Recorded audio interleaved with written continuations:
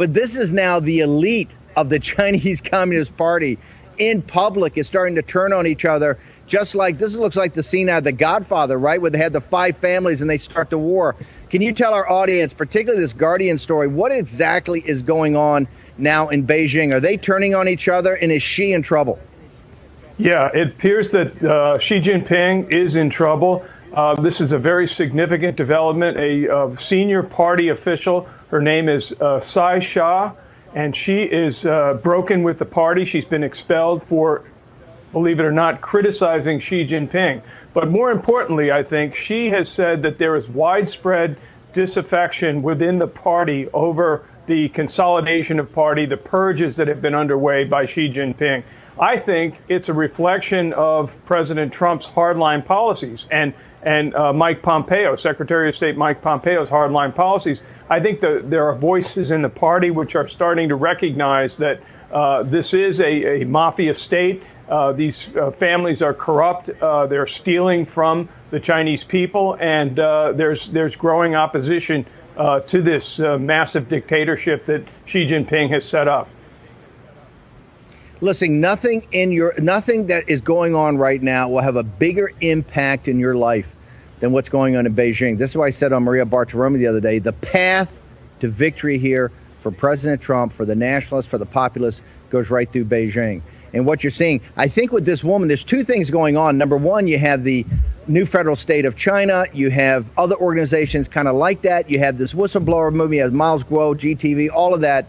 Their thesis is take down the CCP. You have people like this woman. I think there's a civil war going on in the Chinese Communist Party just about who's going to run it, not actually taking it down.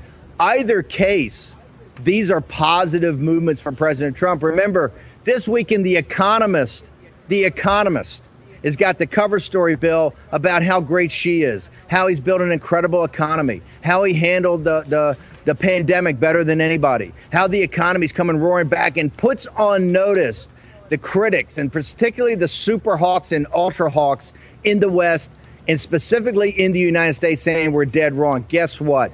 We're not dead wrong. I went and talked at the 175th anniversary of the Economist news magazine. I went after the editor about their weakness and their kowtowing on China. So, Bill, I want to say, do you think this is just people going at each other about who's going to control the Chinese Communist Party?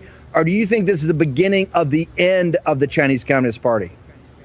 I see the current period as analogous to the late 80s and early 90s, where everyone in the world except the CIA recognized that the Soviet Union was headed for the ash heap of history.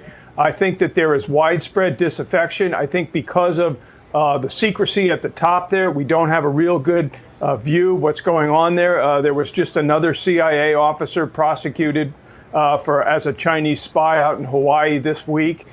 So I think things are pretty unstable there. But again, it's very hard to tell. We don't have good visibility into the Zhongnan High. We don't know what happened at their big summer meeting with the leadership. But clearly, Xi Jinping's ability over the last 8 years to brutally consolidate power has created a widespread opposition to his rule, both within the party and, of course, among the Chinese people who hate the Chinese Communist Party. They view the Communist Party as just a corrupt political entity, as you said, like the mafia. By the way, Miles Guo, General Spaulding, Bill Gertz, you wait what happens. I call this the law of unintended consequences. One of the big pressures I think he's getting in the senior cadre of the Chinese Communist Party and among the Chinese people is about this virus. And that's where Dr. Yan and these other whistleblowers, Giuseppe Trito, when they start honing down on Wuhan in the lab, this is one of the things that's making Xi so weak, is exactly what happened, how it got out, how it devastated the Chinese economy. Okay, Bill, before we go, it really unreported this week, except for some of the economic news, is what President Trump's doing on Huawei. He's delivering another hammer blow. Can you walk us through that? Yes. The Commerce Department issued new rules on 38 subsidiaries of Huawei Technologies, the big state-run telecommunications company.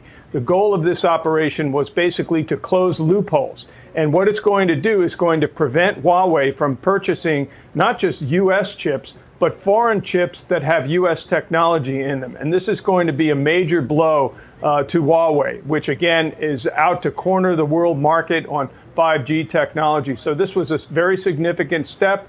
The Chinese have threatened some unspecified retaliation, again, going after some of the American tech companies. We'll have to see how this plays out.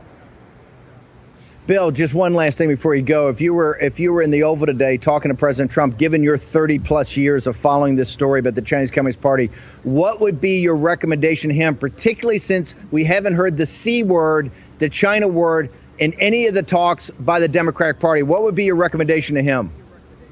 I would say let's move forward on recognizing Taiwan. Again, that's probably the most controversial thing the president could do. But let's face it, I think that this is in the aftermath of the Hong Kong takeover by China, that the U.S. should develop closer relations with Taiwan. I think that would be sending a strong signal. Again, the president has continued to keep these tough policies going. And again, I would also praise Secretary of State Mike Pompeo, who has really been the leader. And of course, he's been vilified in the Chinese press, but he's doing tremendous things to orient U.S. policy. And again, the Justice Department, Commerce Department, full speed ahead. That's what I say. I think we would continue this path and really let the Democrats know that as you said, we're all China hawks now. It's not just a Republican issue. It should be both Republican and Democrats.